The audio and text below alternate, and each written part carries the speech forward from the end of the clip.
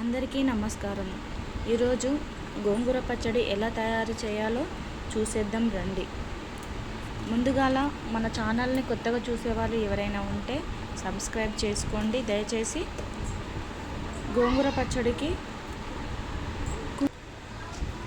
మనం ముందుగాల కడాయి పెట్టుకొని అందులో కొంచెం ఆయిల్ పోసుకోవాలి.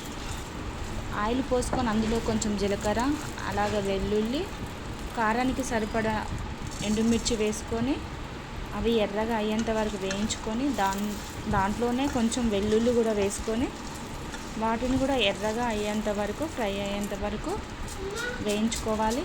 అలాగే కొన్ని మెంతులు, కొంచెం శనగపప్పు వేసుకొని వాటిని కూడా ఎర్రగా వేపుకోవాలి. అవి ఎర్రగా వేపుకున్న తర్వాత వాటిని చిన్న మిక్సీ జార్లోకి తీసుకోవాలి.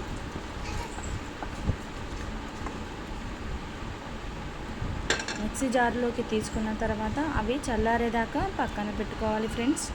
అలాగే అదే కడాయిలోని మరి కొంచెం ఆయిల్ వేసుకొని ఆ ఆయిల్ కొంచెం కాగిన తర్వాత మనం కడిగి పెట్టుకున్న గోంగూరను వాటర్ లేకుండా పొడి అయ్యేంత వరకు ఆరబెట్టుకొని వాటిని ఆ కడాయిలో వేసుకొని దానిపైన మూత పెట్టుకొని అది మగ్గేంత వరకు కలబెడుతూ ఉండాలి.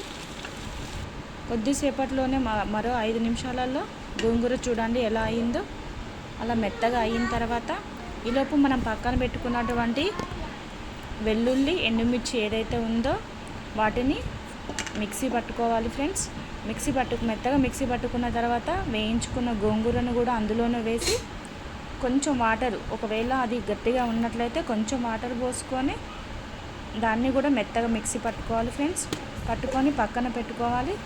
అలాగే దాన్ని ఫ్రైలోకి దాని తాలింపు కోసము చిన్న కడాయి పెట్టుకొని అందులో సరిపడా ఆయిల్, కొంచెం వెల్లుల్లి, ఎండుమిర్చి, జీలకర్ర, కరివేపాకు, కొంచెం పసుపు కూడా వేసుకొని మంచిగా ఫ్రై అయ్యేదాకా ఉంచి ఆ పోపుని మనం మిక్సీ పట్టుకున్నటువంటి గోంగూర పచ్చడిలోకి వేసుకోవాలి ఫ్రెండ్స్. వేసుకున్న తర్వాత దాన్ని మంచిగా కలుపుకోవాలి. కలుపుకొని దీంట్లోకి మనము ఆనియన్ వేసుకుంటే మనం అన్నం తినేటప్పుడు బాగుంటుంది కాబట్టి చిన్నగా ఆనియన్స్ ముక్కలు కట్ చేసుకొని వాటిని కూడా ఈ గోంగూర పచ్చడిలోకి కలుపుకొని పెట్టుకుంటే 2 రోజులు కూడా నిల్వ ఉంటుంది. వేడి అన్నంలోకి గోంగూర పచ్చడి వేసుకొని కొంచెం నెయ్యి కానీ నూనె కానీ వేసుకొని దానికి సైడ్ డిష్గా ఆమ్లెట్ కానీ ఏదైనా వేసుకుంటే బాగుంటుంది. మనము ఈ గోంగూర పచ్చడిని మంచిగా వేడి అన్నంలోకి ఇలా కలుపుకొని తింటుంటే చాలా రుచిగా పుల్లగా ఉంటుంది ఫ్రెండ్స్. మీరు కూడా ఒకసారి ట్రై చేయండి ప్లీజ్.